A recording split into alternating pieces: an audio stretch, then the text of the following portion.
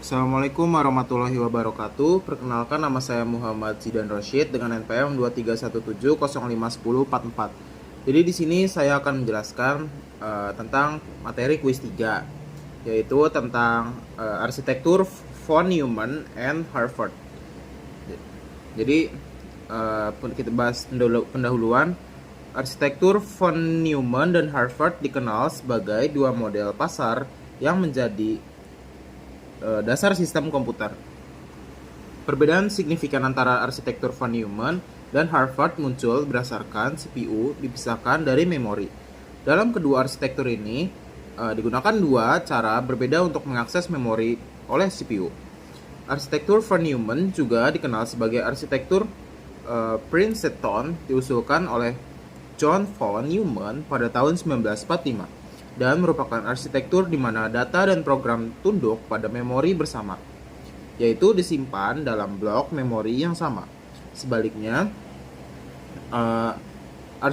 arsitektur Harvard adalah suatu pendekatan di mana data dan instruksi tidak berbagi memori yang sama, yaitu berada di blok memori yang berbeda.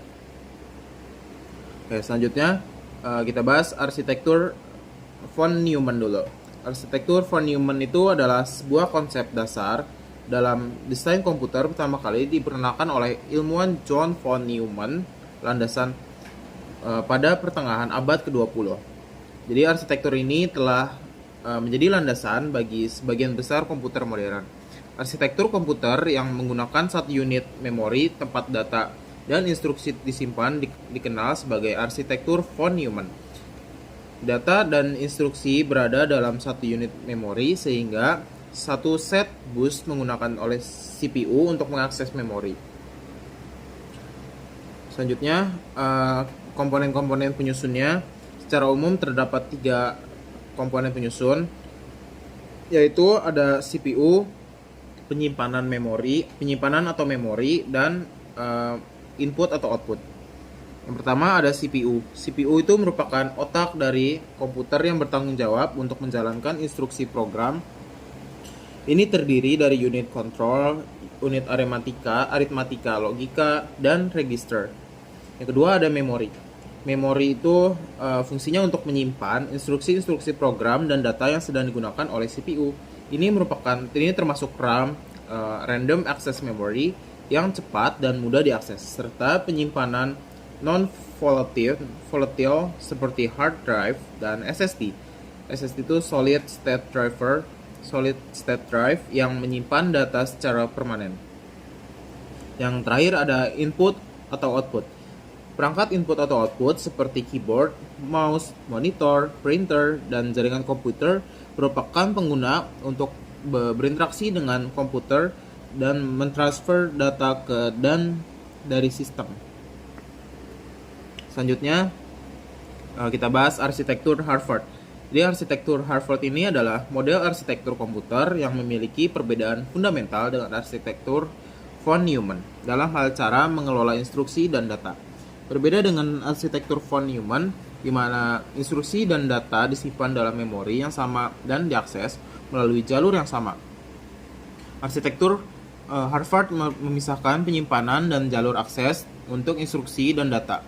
Dalam pendekatan ini, pemanfaatan sumber daya yang efisien terjadi karena bit instruksi terkadang lebih banyak daripada bit data sehingga memungkinkan untuk ukuran sel yang berbeda.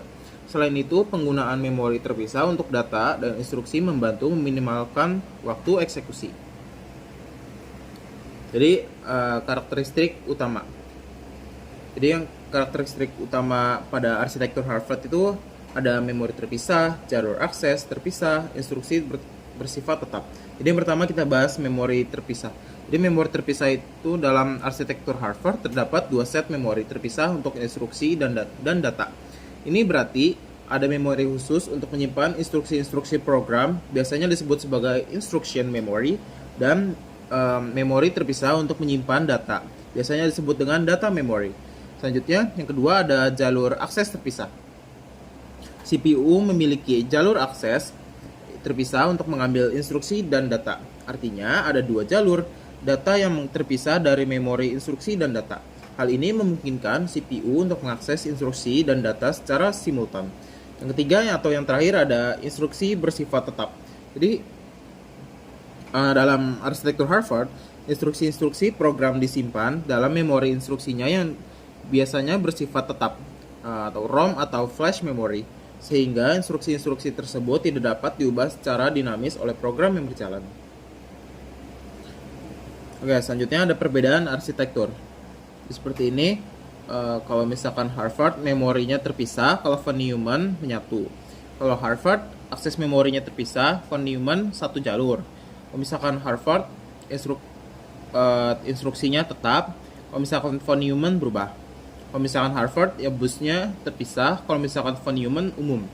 Kalau misalkan Harvard fleksibilitasnya kompleks, kalau misalkan von Neumann itu sederhana. Kalau misalkan secara kecepatan Harvard tuh lebih cepat dibanding von Neumann. Selanjutnya contohnya kalau misalkan Harvard itu microcontroller, kalau misalkan von Neumann itu ada personal computer atau PC. Kalau misalkan secara harga, Harvard lebih mahal dibanding von Neumann. Oke, cukup sekian penjelasan video kuis 3 dari saya. Kurang lebihnya mohon maaf. Wassalamualaikum warahmatullahi wabarakatuh.